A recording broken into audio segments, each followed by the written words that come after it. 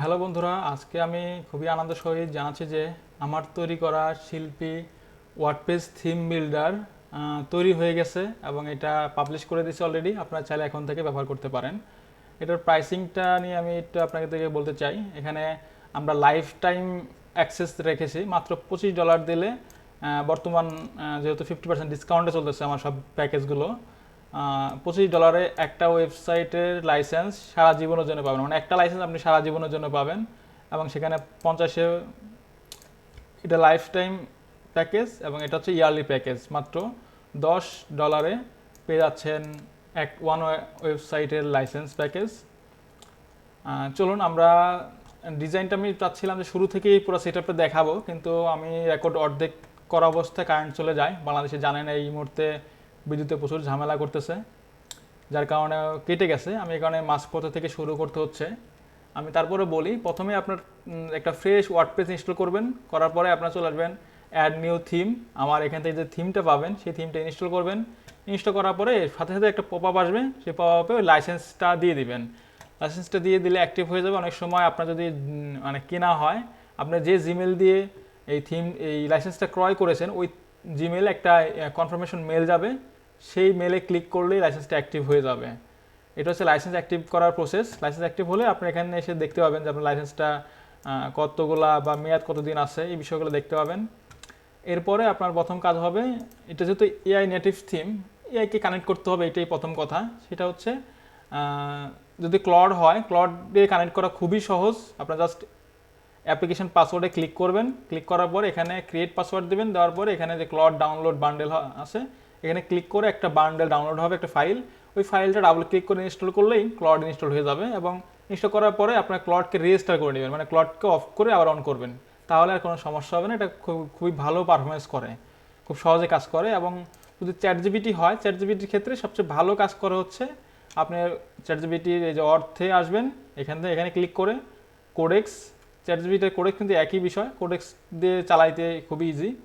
Codex এবং এই কমান্ডটা copy করবেন, কিছুই করতে হবে না। আপনার ওয়েবসাইট এই কমান্ডটা কপি করবেন। কপি করার পর আমি যেটা করছি আমি একটু দেখাই। আমি যে একটা প্রজেক্ট রাখছি, প্রজেক্টের মধ্যে আমি জাস্ট এই কমান্ডটা দিছি, আর কিছু বলি নাই। কমান্ড দেওয়ার পরে অটোমেটিক্যালি আমার ব্রাউজারের মধ্যে একটা লিঙ্ক ওপেন হবে, ওখানে জাস্ট অ্যাক্সেস বা অ্যালাউ করে দিলে এটা কানেক্ট হয়ে যাবে। কানেক্ট হয়ে গেলে আপনি এই সেম সেশনে আর এই কাজটা করতে পারবেন না। যে বলে দিছে নিউ টাস্ক, মানে এইখানে আর এটা হবে না। আমরা নতুন এখানে আসলাম, আর আসার পরে আমরা যেটা করছি সেটা হচ্ছে আমি আমার ইয়াটা দেখাই, আমি কোন প্রজেক্টটা করতেছিলাম। সেটা হচ্ছে আমরা ডকুমেন্ট আসি টেস্ট। আমি টেস্ট নামে একটা ফোল্ডার তৈরি করছি এবং আমি একটা HTML ফাইল, এইটা ক্লড দিয়ে তৈরি করছিলাম আমি এই ডিজাইনটা।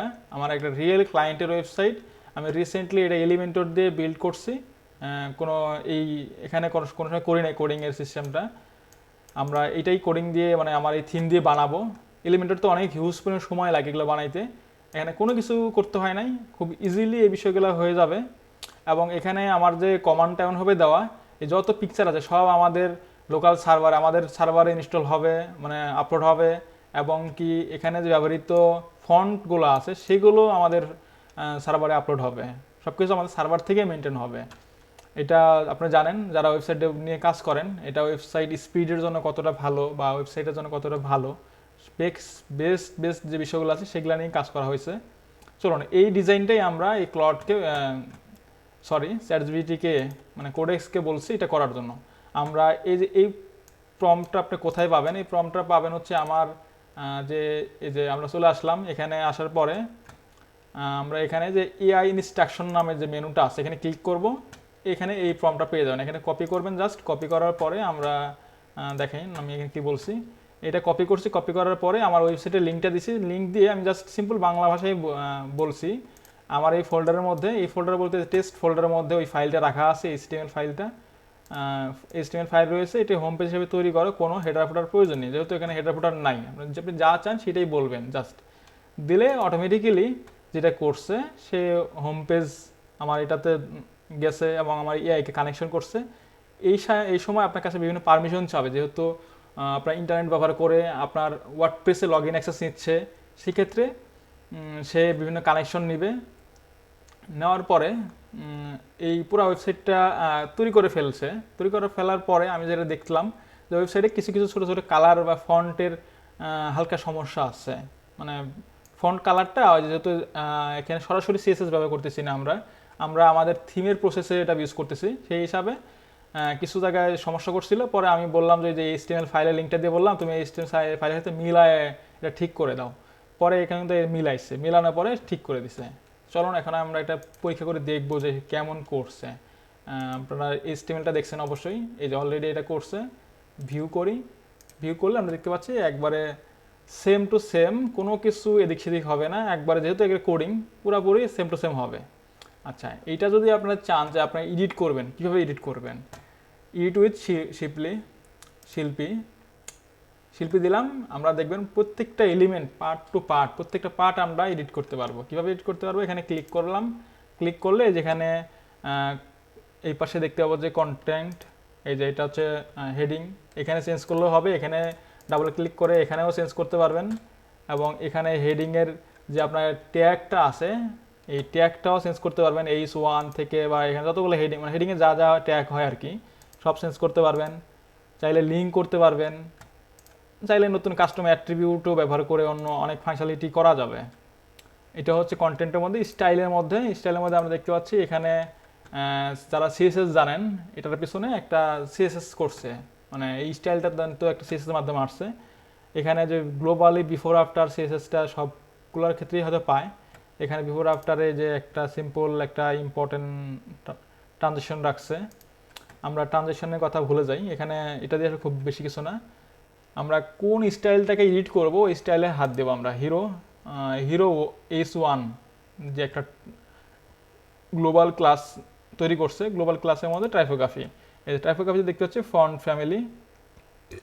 এখানে ফন্ট ফ্যামিলি তারা ওইভাবে ইউজ করে না, এই যে আমরা এখন সিলেক্ট করে দিলাম।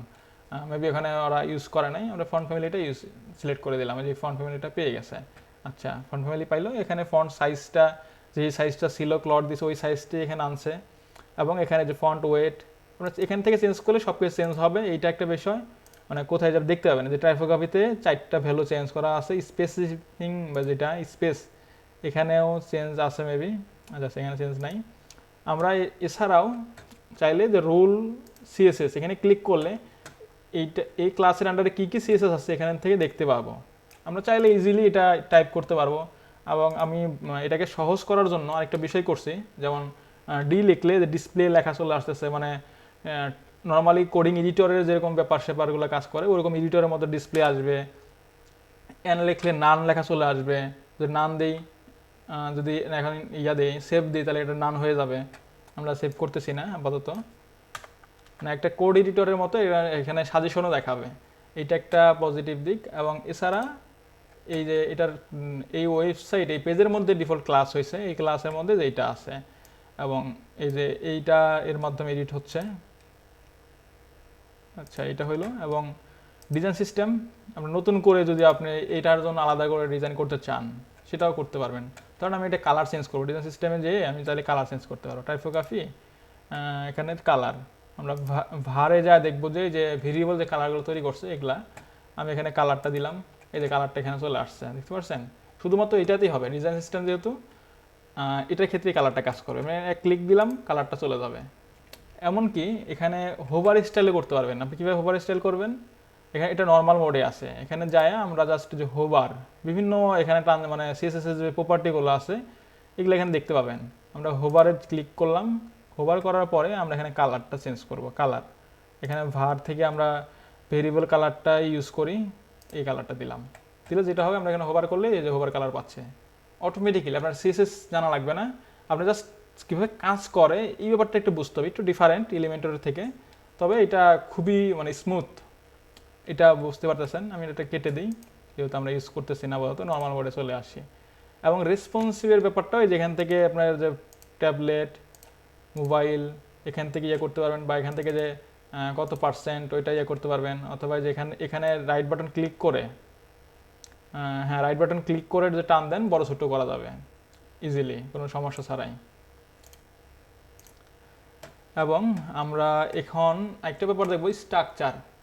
যে এটা মানে ম্যানেজমেন্ট করা কিন্তু ডিফিকাল্ট, ডাবল ক্লিক করে করে সবসময় নাও দেখতে পারেন কার ভিতরে কি আছে।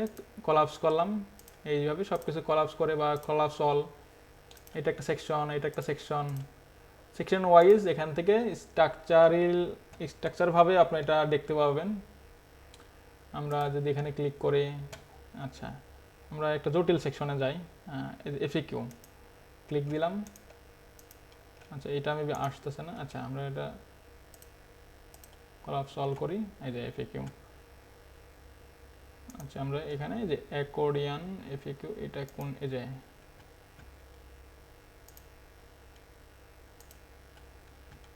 এখানে আসবো সিটিএ,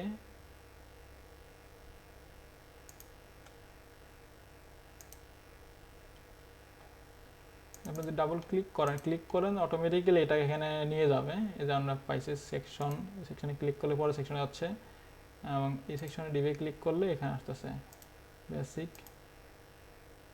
এই যে এই ডিভের মধ্যে আছে হচ্ছে যে এটা এফকিউএল নামে একটা ক্লাস নিয়ে এটা করছে, আমরা এখানে দেখতে পাচ্ছি। এবং এই ডিভের মধ্যে যে আলাদা আলাদা যে স্টাইলগুলো, এখানে এই স্টাইলগুলো দেখতে পাবেন। এইভাবে ম্যানেজমেন্ট করতে পারবেন আর কি, কোথায় কি হচ্ছে না হচ্ছে, এটা খুব ইজিলি এটা করতে পারবেন। এবং আরেকটা বিষয় গুরুত্বপূর্ণ ব্যাপার যেটা যেটা অনেক ক্ষেত্রে এটা কাজ করে না, যে প্রত্যেকটা পার্ট বাই পার্ট আপনারা যারা কন্টেন্ট চেঞ্জ করতে পারবেন, কালার স্টাইল যে কোনো কিছু করতে পারবেন, মানে এআই ব্যবহার ছাড়াই ম্যানুয়ালি এটা করতে পারেন। এবং আমরা এখানে ক্লাসে যাই, কী কী ক্লাস তৈরি হয়েছে, এই ক্লাসগুলো এখান থেকে ইউজ করতে পারবেন। এবং ওই ক্লাসের এই যে এই ক্লাস, ওই ক্লাসে কোনো রেসপন্সিভ ভার্সন আছে কি না, এই যে এই ক্লাসের রেসপন্সিভ ভার্সন নেই কিন্তু হোভার ভার্সন আছে, যেটা ভার্সনটা থাকবে ওইখানে যে আলাদা বুলেট পয়েন্ট দিয়ে চিহ্নিত করবে যেখানে হোভার আছে, মানে আমরা বুঝতে পারবেন যে কোথায় কোন ক্লাসের রেসপন্সিভ ভার্সন করা হয়েছে, ওইটাও মানে খুব সহজ, এটার হোভার ভার্সন আছে, এই যে হোভার করলে যেটা এই বিষয়গুলো দেখতে পাবেন। এবং চাইলে এখান থেকেও সিএসএস করতে পারেন, এখানে সিএসএস করলেও চেঞ্জ হবে, যেখান থেকেই করেন সিএসএস একই জায়গায় সব স্টোর হবে, এটা একটা বিষয়। এবং আপনারা চাইলে সিএসএস ডিলিট করতে পারবেন, এখান থেকে রিনেম করতে পারবেন, আমরা কেটে দিয়ে রিনেম করতেছি না। এবং ভেরিয়েবল সবচেয়ে গুরুত্বপূর্ণ বিষয়, এখানে ভেরিয়েবল কয়েকটি ক্যাটাগরি আছে, একটা হচ্ছে কালার, একটা হচ্ছে ইফেক্ট, তারপর হচ্ছে ইম্পোর্ট, মানে যে এটাও এক ধরনের কালারগুলোই নিছে আর কি। এরপর হচ্ছে স্পেসিং, আর হচ্ছে ফন্ট সাইজ, এই যে কত আরইএম কত কি। এই ফন্ট সাইজ কিন্তু সবসময় আমরা যখন পিক্সেল যদি ফরম্যাট ইউজ করি, ডেস্কটপে রাখলাম 32, ট্যাবলেটে আমরা এটা 28 করতে ইচ্ছে করতে পারে, 26 করতে ইচ্ছে করতে পারে।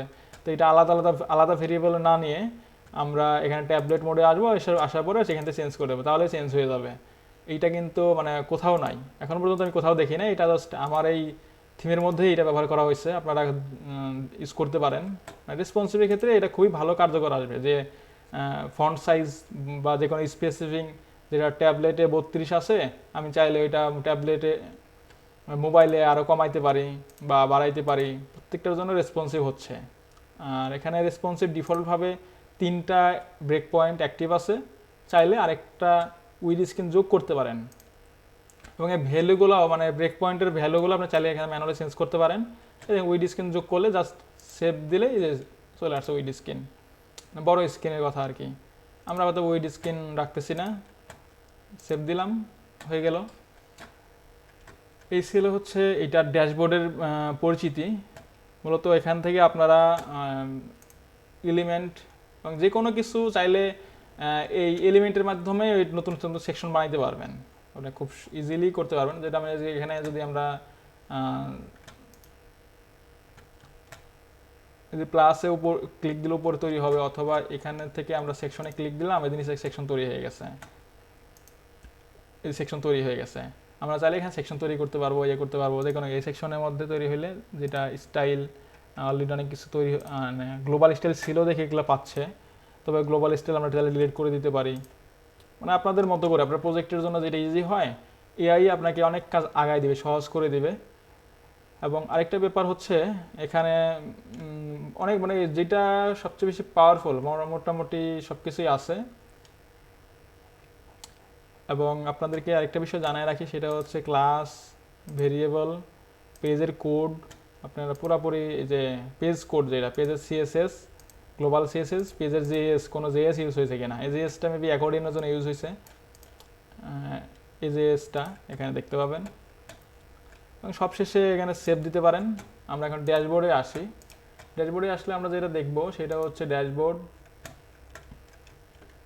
থেকে আমরা এখানে ইন্সপেক্ট করি। এখানে যে সিএসএসগুলো ডেলিভারি হচ্ছে সেটা নর্মালি ডেলিভারি হচ্ছে, আমরা এটা মিনিফাইড করার একটা ভাষণ রাখছি। এখানে যদি জেনারেটে ক্লিক দেন ওই সিএসএস এবং জাভাস্ক্রিপ্টগুলো মিনিফাইড হয়ে ডেলিভারি হবে, তাহলে ওয়েবসাইটের স্পিডটা একটু বাড়বে। এই টুলের মাধ্যমে এটা হচ্ছে। এবং আমরা যদি পেজের মধ্যে যাই, ওই পেজের মধ্যে আপনি যত যা কিছুই করেন, আমাদের এআই কিন্তু এই পেজ বিল্ডারের মধ্যে গিয়ে এই কাজগুলো করে না। এআই মূলত যেটা করে, এডিট, এখানে হচ্ছে র এইচটিএমএলটাকে রাখছে, এবং এখানে সিএসএসগুলো রাখছে, পেজের সিএসএস। এখানে সিএসএস খুব বেশি কিছু করে নাই, সবই গ্লোবাল করে ফেলছে। এবং যদি আপনার যদি এরকম হয় যে গ্লোবাল ইউজ করতে চান না, আপনি ওই যেহেতু এটা সিঙ্গেল পেজ, গ্লোবাল ইউজ করার প্রয়োজন নাই, সেই হিসাবে আপনি বলতে পারেন যে এখানে গ্লোবাল ইউজ করার দরকার নেই, সম্পূর্ণটা এখানে ইউজ করো। সেক্ষেত্রে আমরা যেটা করতে পারি, শিল্পী, কোড হাবে আসবো, এই যে গ্লোবাল সিএসএস কিন্তু দরকার নাই। আমরা যেটা করতে পারি, কন্ট্রোল এ দিয়ে সিলেক্ট করলাম, কন্ট্রোল এক্স দিয়ে কাটলাম, এখানে সেভ করলাম। সেভ করার পরে আমরা পেজে চলে যাব। পেজে আসার পরে এখানে আবার এডিট, এখানে পেজ সিএসএস, আমরা এটাই পেস্ট করে দিই, দেখি কি হয়। আপডেট করে দিলে হ্যাঁ, ডিজাইনে কোনো পরিবর্তন হয় নাই। এবং আমরা যেটা দেখতে পাচ্ছি সেটা হচ্ছে এআই মূলত এই পেজের মধ্যে এই স্টিমেলটা রাখতেছে এবং সিএসএসটা রাখতেছে, জাভাস্ক্রিপ্ট রাখতেছে, এআই অন্য কিছু করতেছে না। এবং আমাদের এডিট করার সুবিধার্থে আমরা যেটা করি সেটা হচ্ছে এখানে এই এডিট করার প্রয়োজন পড়ে শুধুমাত্র এই কালার, ফন্ট, টাইপোগ্রাফি, এই বিষয়গুলা। এর জন্য ক্লাস তৈরি করবে ডিজাইন সিস্টেমের জন্য, আর এগুলা খুব সহজে পরিবর্তন করার জন্য কালার ইউজ করবে। কারণ আমরা যে কোনো কালার দিয়ে রিপ্লেস করতে পারবো। হইতে পারে এখানে সাদার পরিবর্তে আমরা এই সাদাটা ইউজ না করে আমরা একটু অন্য প্রকৃতির সাদা ইউজ করব। আমরা জাস্ট এখান থেকে সাদা না ইউজ করে আমরা একটু সাদা বলতে লাল ইউজ করি। আমরা চোখে সবচেয়ে ভালো বোঝা যাবে আর কি। আচ্ছা, লাল দিলাম, লাল দিয়ে এখানে ইন্টার দিতে হয় মেবি, হ্যাঁ ইন্টার দিলাম, সেভ, পেজ প্রিভিউ। ওই সাদাটা মেবি কোথাও ইউজ হয় না। আচ্ছা, আমরা একটু চেক করি এখানে ভেরিয়েবল কোনটা ইউজ হয়েছে, আমরা একটু দেখে নিই। টাইপোগ্রাফি ক্লাস, এটা ইউজ হয় নাই, এটা ইউজ হয় নাই। পেজ সিএসএস, আচ্ছা এখানে ইউজ হয়েছে টাইপোগ্রাফি। এখানে কালার, এই কালারটা ইউজ হয় না। এখানে কালারটা কোথা থেকে হচ্ছে,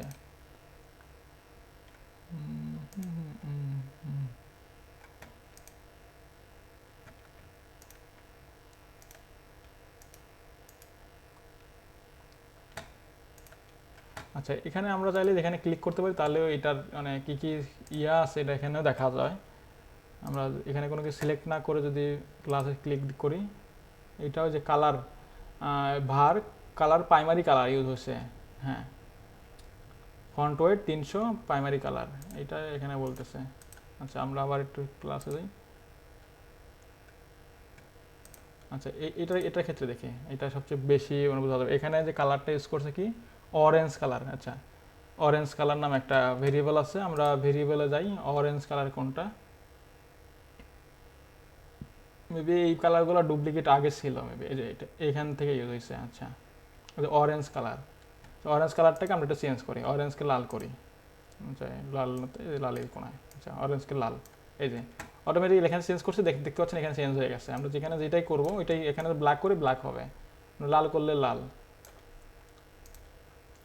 লাল হয়ে গেছে। যদি এখানে কন্ট্রোল জেড দিই তাহলে কন্ট্রোল জেড কাজ করার কথা।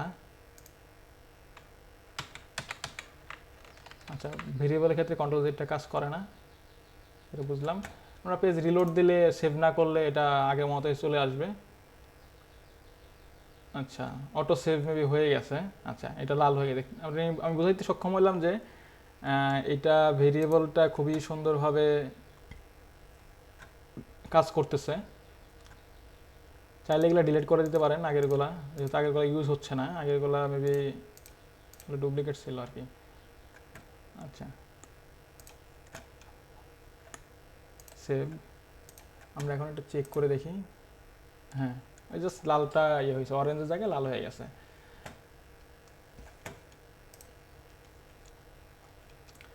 সেমভাবে আপনারা এখান থেকে ভেরিয়েবলেরও কালার চাইলে ডেস্কটপে এক কালার, মোবাইলে আলাদা কালার চাইলে ইউজ করতেই পারেন, কোনো সমস্যা নাই।